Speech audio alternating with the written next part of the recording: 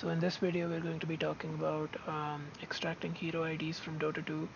Um, our approach is going to be slightly obtuse because it's tricky to isolate hero IDs on their own. So we're going to start off by isolating other hero data, such as their hero levels, and we're going to use that to narrow down on um, the the the data which we're actually interested in, which is the hero IDs. So I've started up a lobby and filled the rest of the slots with bots. So I'm the only player in this lobby, and the rest of these guys are bots.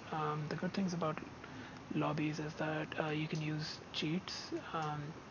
They're meant to help you test hero builds and just mess with the game. So it's an ideal environment for you to test stuff with cheat engine.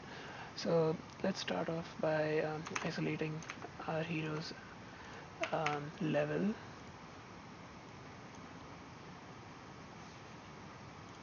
We're going to use the level up cheat command provided by the game to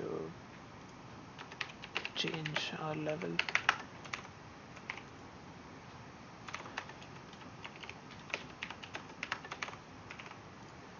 Okay, so one of these addresses is holds the information we're looking for.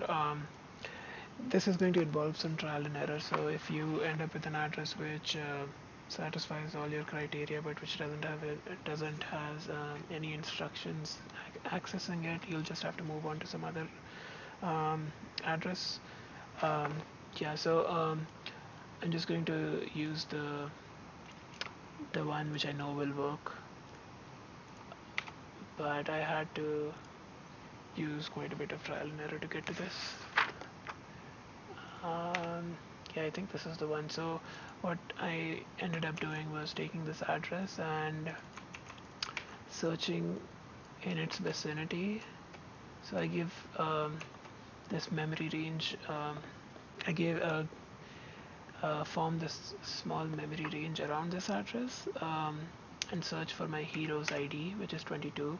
Now, what I'm looking for is what I'm trying to ascertain is whether I have actually arrived at a structure which holds my hero information. So if this hero level is indeed being stored as part of a structure which holds all of my hero data, you would expect the hero ID to be close by as well. So we find it, and what I'm looking for on a larger, on a higher level, I guess, is an array of structures. So um, you can imagine the game holding an array of 10 hero information structures, which holds all of this data, such as hero IDs and levels and all that jazz. So, for example, you can browse the memory region around this hero ID, and you can see 16, which is hexadecimal for 22, um, which is our hero ID, and you can see other hero data like 6, which stands for our hero kills, and 1 for our hero assists, and 3 for our hero deaths, and so on. There's probably other data here which I haven't mapped yet, but for my purposes, just knowing that the hero ID existed there was enough. So if this is part of an array, you would expect the other hero IDs um, to be in this address range as well. For example, Razor, who is the next hero, his hero ID is 15, so you would expect to find 15 around you as well. Since we've got 2 hits, we're going to move on to the other heroes in this array just to rule out any false positives. So Axe and Dragon Knight, which are the 4th and 5th hero in this array. Let's see what their IDs are. Axe is number 2. That's probably going to give us a bunch of hits. Yeah, Axe is no good. Let's do Dragon Knight Luna. 49. Okay. And Luna is 48. Okay, great. Okay, so the if these guys are indeed part of an array, the offset between them would be constant. So let's calculate this offset. That's 9bc minus 8a4. It's 118. So given our base address, which is this, we can arrive at any hero ID by entering the hero index. So 0 will give us the 0th hero in this array, which is Zeus. The ID for that hero, which is 22, and you can verify that the fifth hero is Dragon Knight, 49. That's correct. All the way up to the last hero, Death Prophet, whose index would be 9. And that's 43. We can verify that.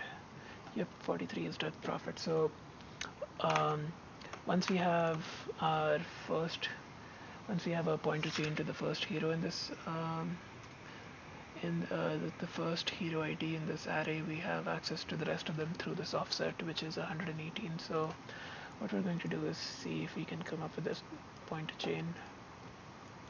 And that's not right. If you find something small like this, it's just cheat engine messing up. So you can ignore that and just move on to another instruction.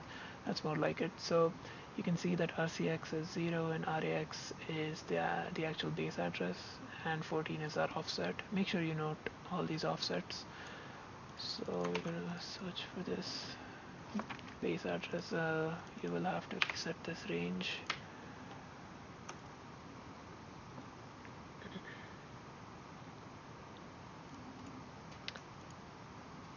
And 3B0 is the next offset.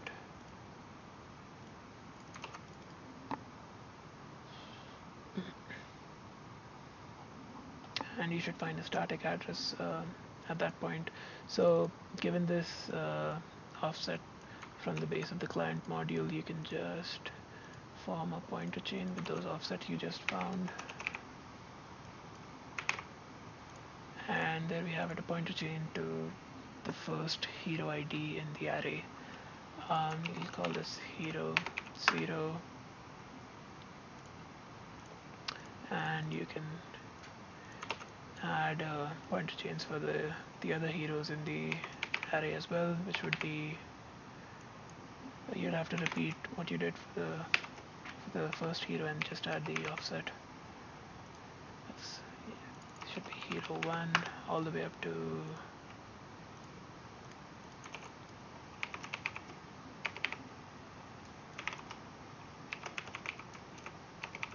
hero 9. 43, yeah, that's Death Prophet. Okay, so you have all your heroes,